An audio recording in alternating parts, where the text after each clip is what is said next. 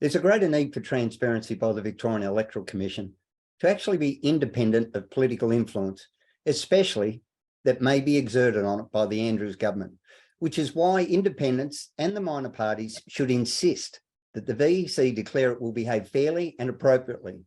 A report tabled in Parliament by the Independent Broad-Based Anti-Corruption Commission, or IBAC, on Wednesday warns a lack of transparency and accountability in Victoria for donations and lobbying have the potential to erode public trust.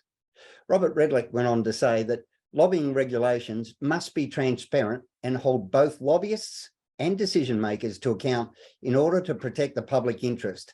They do not currently do that.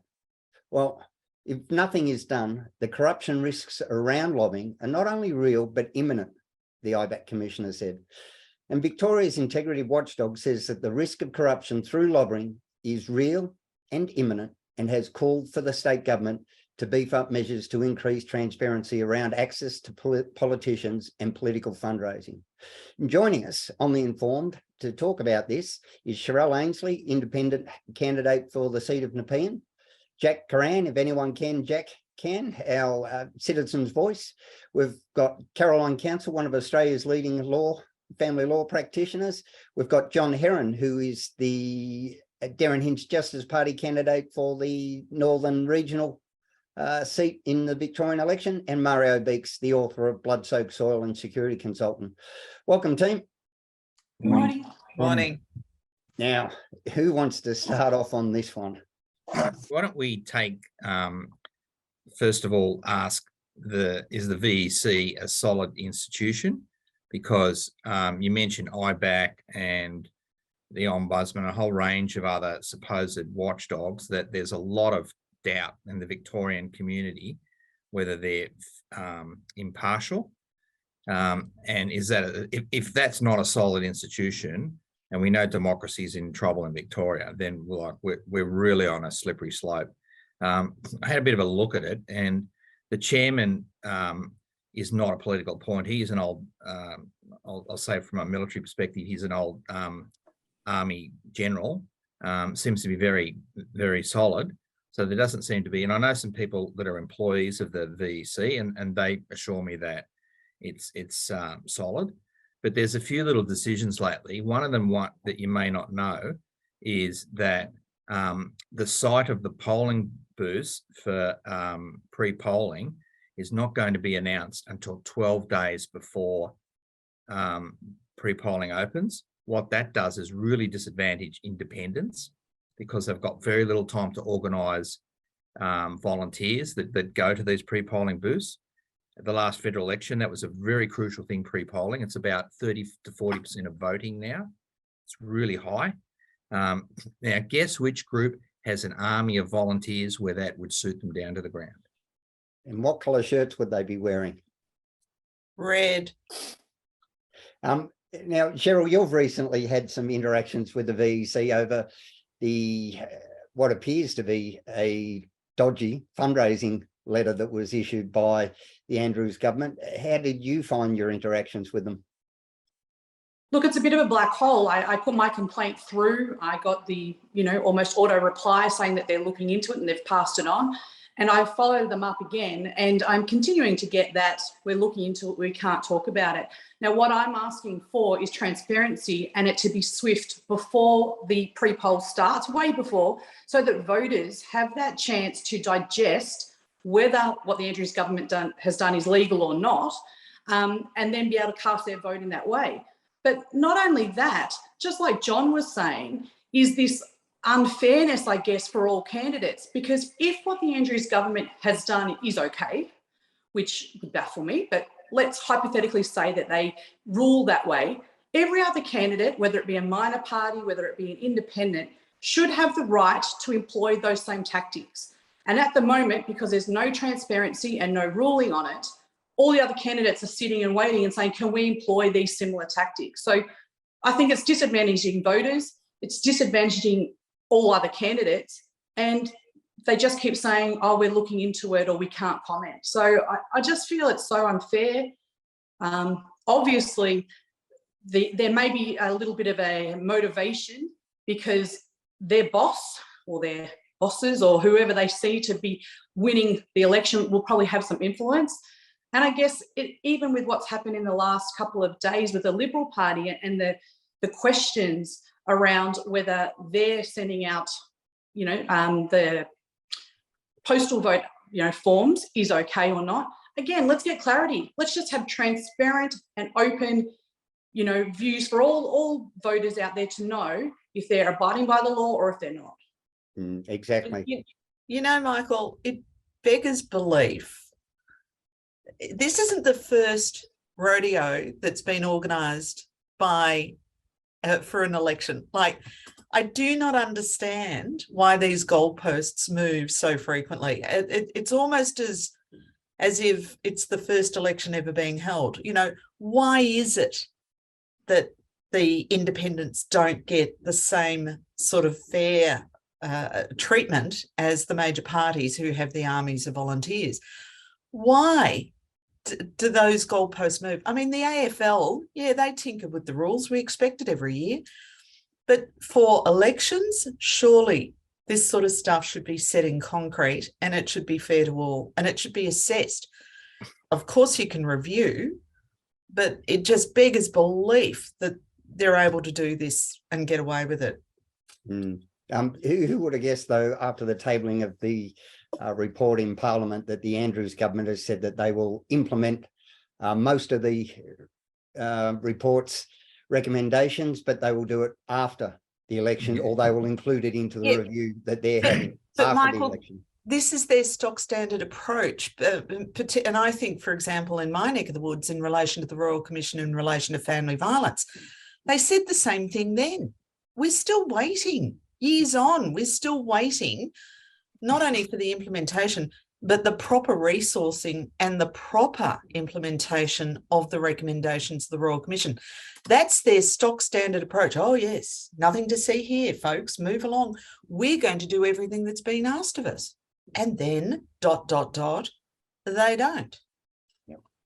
It basically is an oligarchy, if that's a correct term, John and Murray, with your language skills, where between authoritarian regime, is it what you're looking for? I'm sorry. Between the two parties, though, real genuine reform that would see independents play on a level playing field. And again, I've got a vested interest. Sherelle has a vested interest. We're both independents fighting the fight. John, you're a minor party, which, again, they've stacked it against you.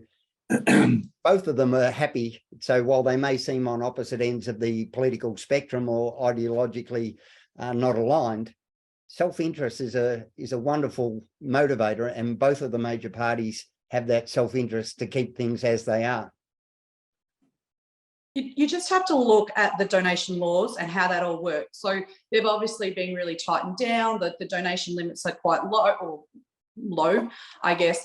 But then there's this structure that's been set up for these major parties, Labor, Liberal, etc., where the money can be put into an authorised entity. Now, the interesting thing is that even if a minor party wanted to set up an authorised entity, they can't, because they had to be established before this law was put into place. So going forward, this same stacking of the deck, or the same biases, or the same unfair processes are really swayed towards these major parties to continually stomp down or push down the minors and the independents from having a chance. So it really isn't giving voters, it's not giving Victorians the opportunity to have different people, different people involved and getting involved in politics, because it's the stacking of it is just so much, or so high, I guess.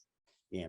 Murray, you would have seen this sort of behaviour back in your communist regime. No, not like this. Like, we knew if we have the elections, but there was always one party and a few candidates, right? That was given. We wanted more parties and more voices and more representatives, and this has nothing to do with communism. This is beyond communism.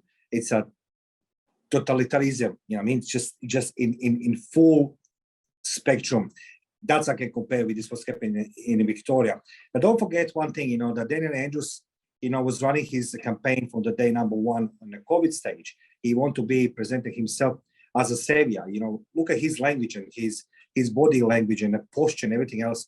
okay, he doesn't hold himself well, but he was always like, I don't apologize for saving the lives and everything else. And everything was simultaneously being done when they realized that the election will go not in his favor, but there's going to be people like yourself, Michael, like a John, everybody else. Of course, he's going to throw everything on the you guys, every single obstacle, so you can't go into elections. And don't forget another thing: they have the proven methods already.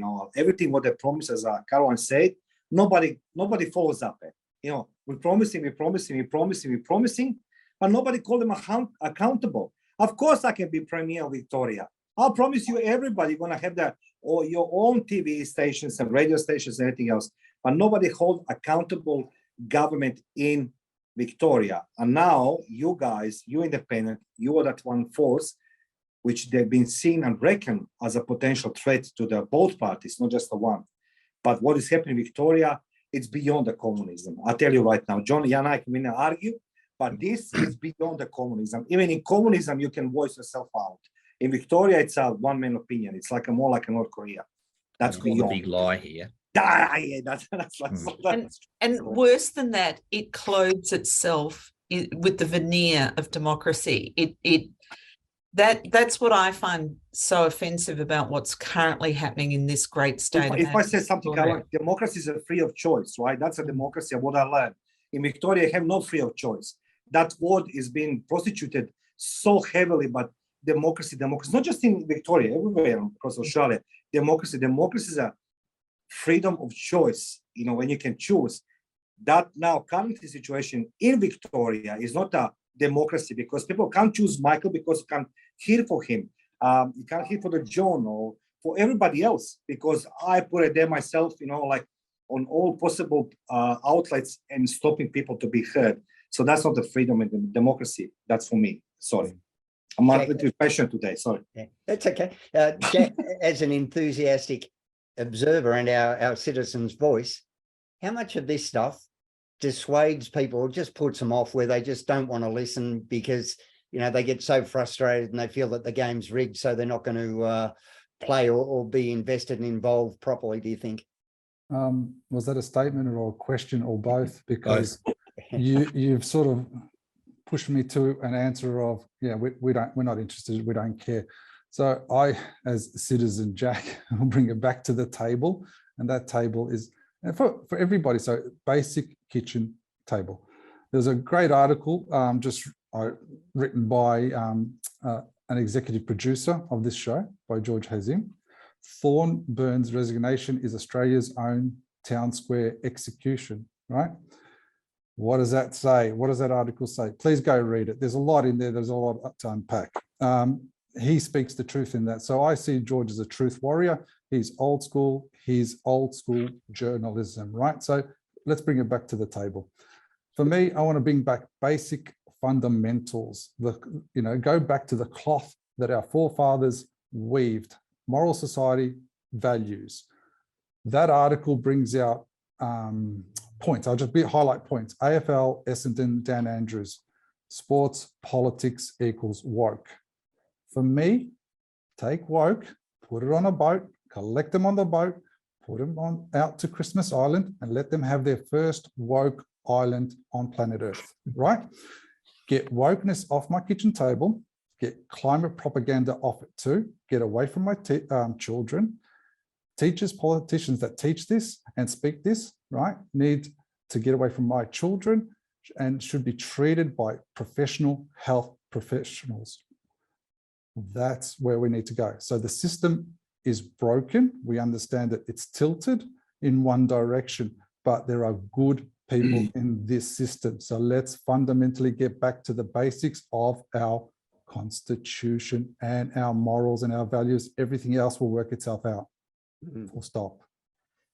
Well said. Now, the other problem that we have, not only with the hoarding of power by those in power, we have factions within those groups that are in power, and it's all about keepings off. And our right to vote for them seems to be something that they use as a plaything. It's like a game of keepings off, almost, where you've got to do favours.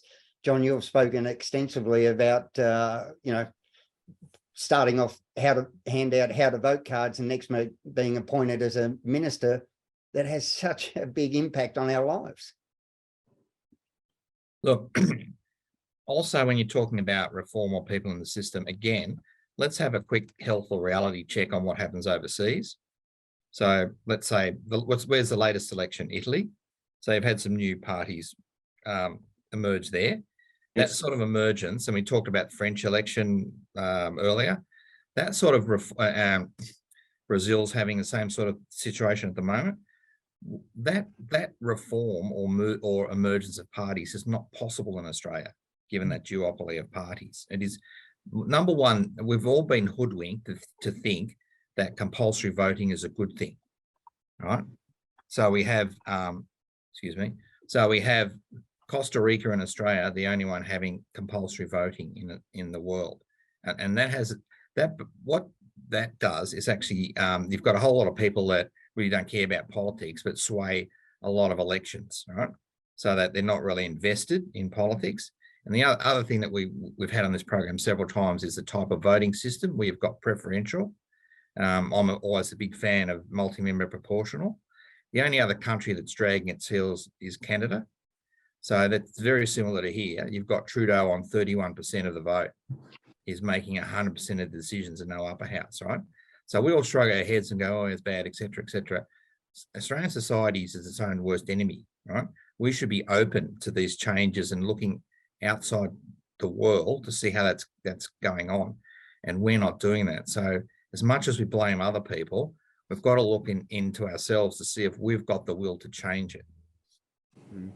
And of course, Sherelle, you would agree, I'm a big advocate, but hopefully this election will be fundamentally different because of a raft of independents that are running who's accountable, committed and loyal to their community and not constrained and led by a party line and a partisan political point scoring system where it says, if they come up with it, it's bad. If we come up with it, it's good. And that just narrows down such a plethora of good ideas. I think you're putting an assumption in there that some of these MPs that are out and about actually even think about the issue.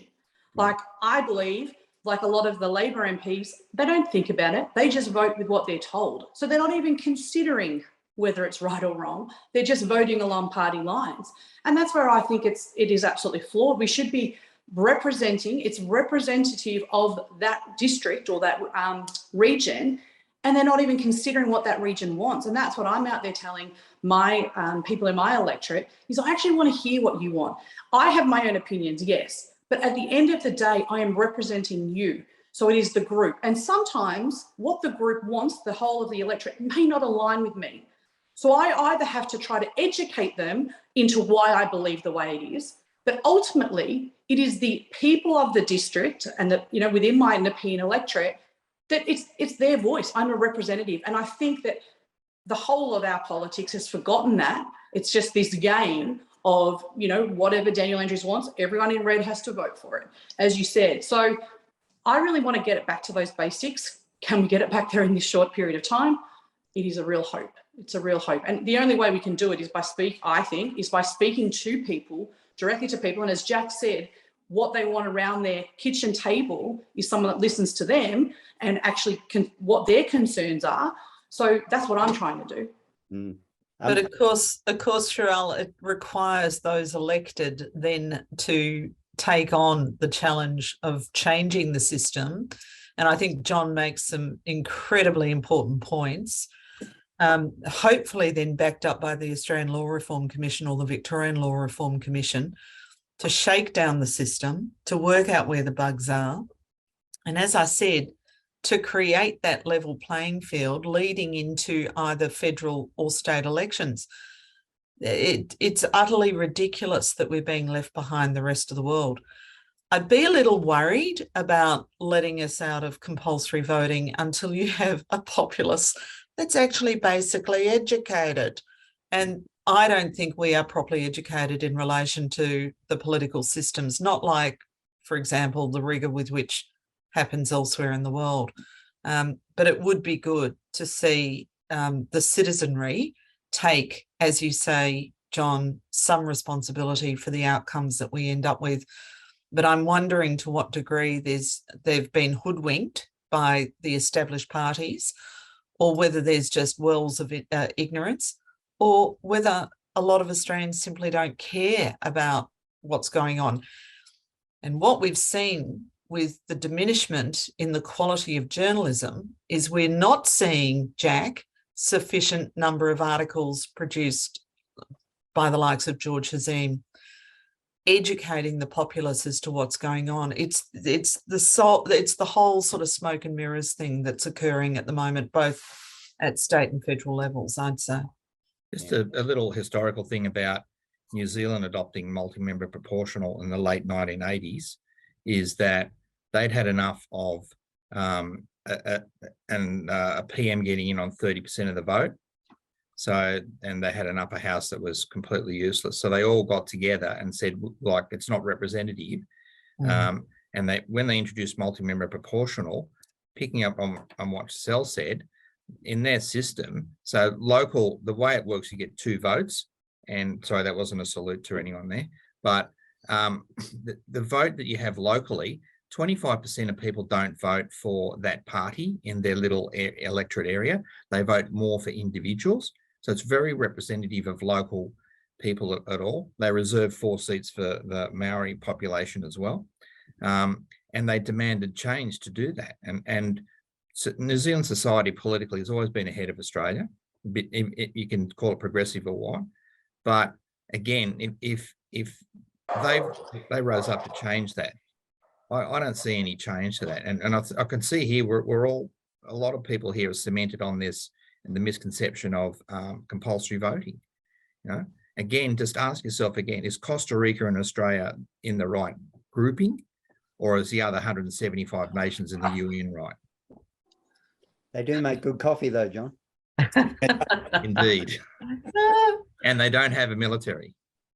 Yeah. Now, Caroline and John, this I'm going to pose to you because of your work in the law sphere. Conscience.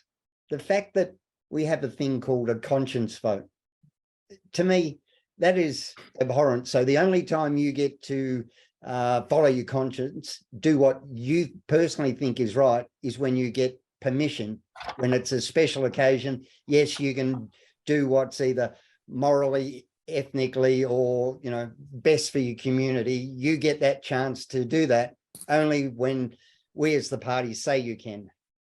Does that just seem wrong with the party system, or is it just me being a little bit preachy?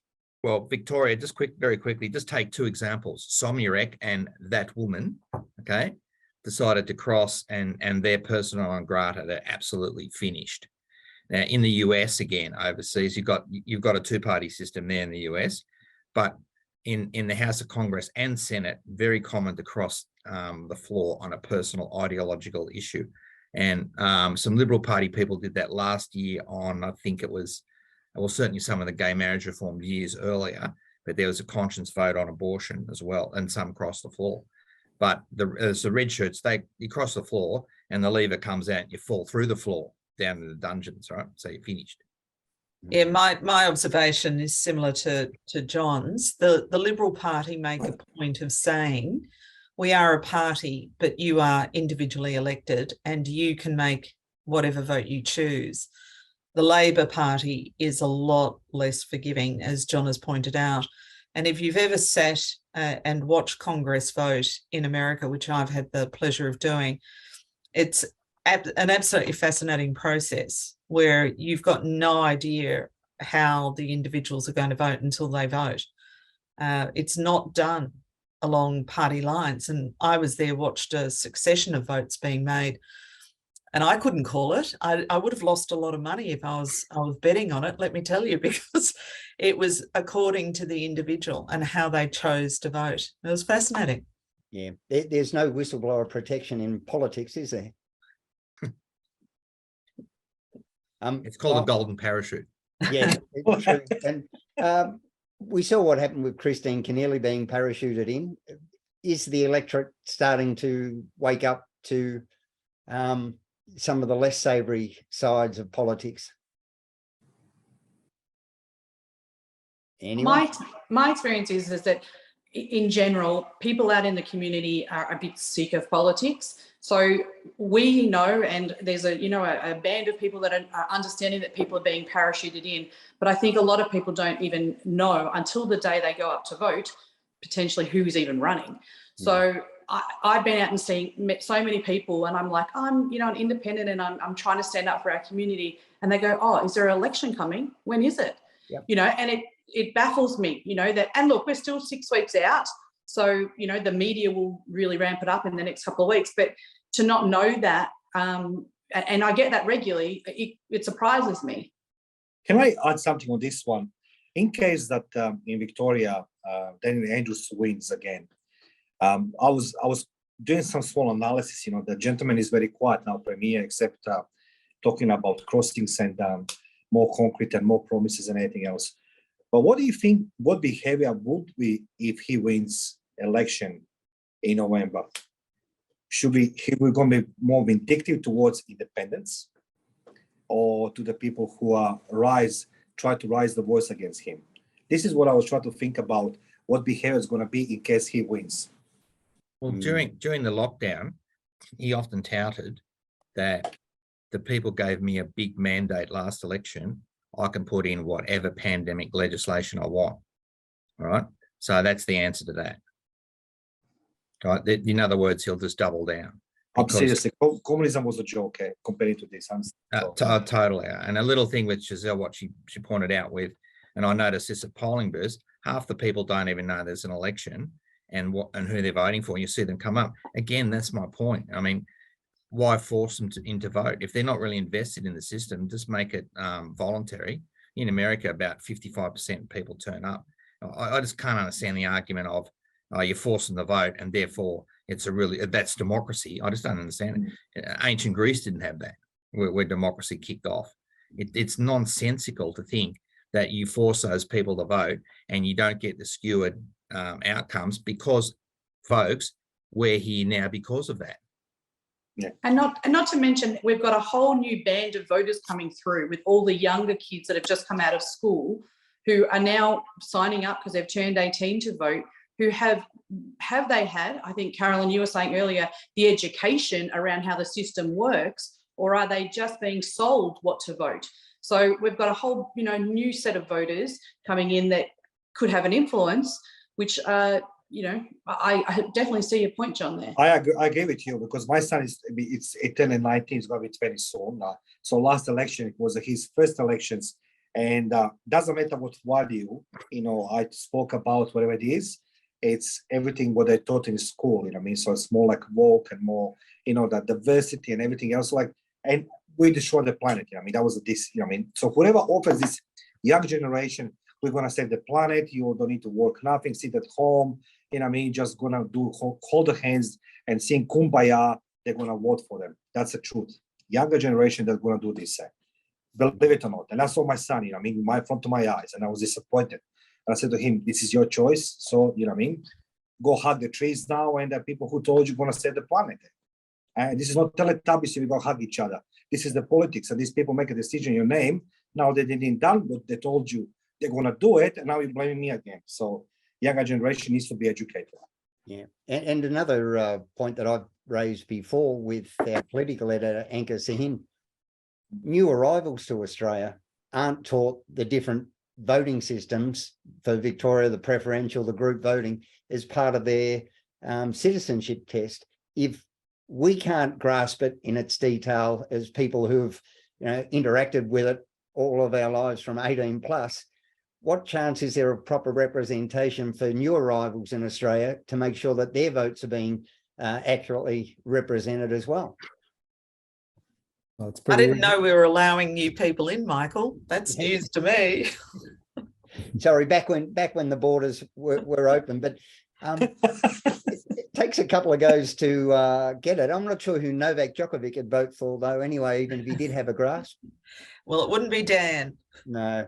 All right, team, we've got to leave it there. So what is it now? 6 weeks out, but not long to go. So spread the word. John, good luck with your campaigning. Sherelle, good luck with your campaigning. Jack, thanks for the input. And as always, Caroline, appreciate your insights. And Mario, as always, great to have you on board. And we'll see everyone next week when we reconvene. Thank you. Pleasure. Right.